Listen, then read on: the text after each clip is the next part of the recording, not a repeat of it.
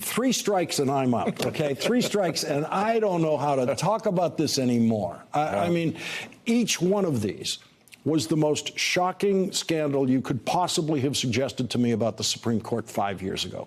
This John Roberts thing is the most shocking thing I would have heard about the Supreme Court in my adult life, were it not for these 2 preceding cases. And they got very busy doing this very weird and shoddy, worse than shoddy investigation of the leak, which we've discussed, but no curiosity about the Supreme Court and the chief have no curiosity about these situations.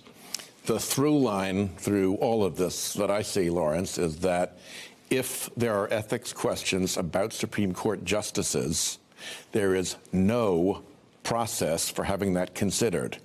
The telling thing about this story is that the complaint by Mrs. Roberts' former colleague wasn't delivered to the Supreme Court. The reporting indicates that it was mailed, spattered around Congress, because there is no inbox at the Supreme Court where somebody with a concern about ethics could go and drop off a complaint. And even if they had that inbox, there's nobody emptying the inbox. There's nobody to conduct an investigation into the allegations. There's nobody to reach a conclusion based on the law and the ethics code. And there's no resolution and report at the end. In my line of work, you can go to the Senate Ethics Committee to have them investigate an ethics complaint about me. In the executive branch, you can go to the Inspector General or to the Attorney General, and they can look into our complaints about somebody's ethics. And in the lower courts, you can go to the chief judge of the court and say, I've got this ethics thing, and they look into it. In fact, there were a whole raft of ethics investigations pending against Brett Kavanaugh when he moved up to the Supreme Court, and they all vanished because there's no process at the Supreme Court. And they have to fix that. And not to mention all of the lawyers out there in America, every single one of them. You can go to the local bar association and say, here's what he did to me. Here's what this, and they say, here's the form, fill it out. We will look into it. Rudy Giuliani has found out that there are forms to be filled out at bar associations, which is why he's on his way to disbarment in 2 jurisdictions. So John Roberts, they call it the Roberts Court. There is, the chief gets the court in his name in that sense, and they've always, it seemed to me, had a sense about what that meant and what they didn't want it to mean.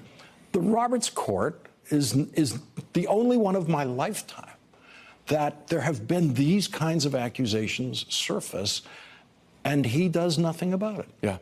There's no process by which anybody does anything about it. The one little adventure that they made into a investigative process was into the Alito draft opinion leak.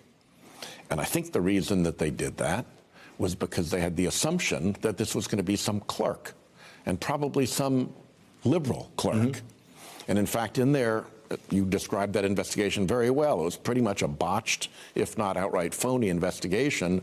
They lead with, even though they couldn't find an individual to accuse, they lead with the imputation of what the individual's motive was. And it just happened to be a motive that focused the blame on the liberal chambers of the court.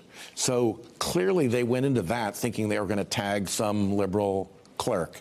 And when it got a little bit hairier, when it became apparent that there was actually a pretty strong motive from the conservative justices to backstop this decision by pinning it down so everybody could see it, nobody could go get squishy on it, that's when the investigation went awry, and there hasn't been one since. What is the chief empowered to do right now as chief, looking at this situation?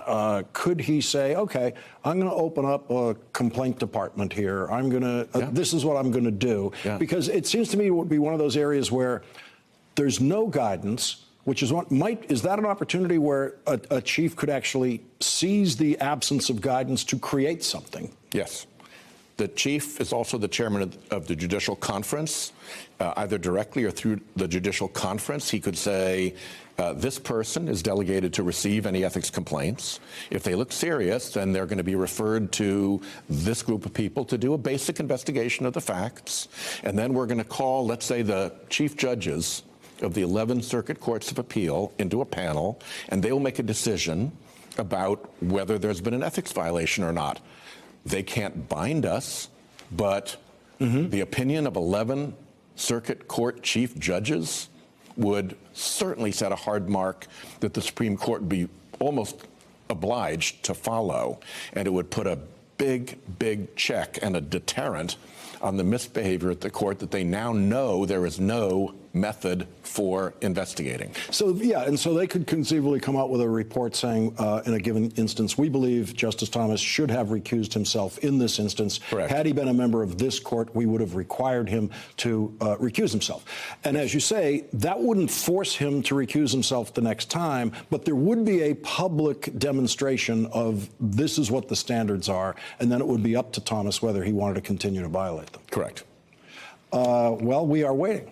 We are waiting. Sounds like a perfectly reasonable thing. The pressure is mounting, and I think the pressure is mounting among the rest of the federal judiciary because they have to live under rules and they have to follow procedures, and I think they're getting a little bit annoyed that the court's behavior is consistently, repeatedly out of bounds that they have to respect.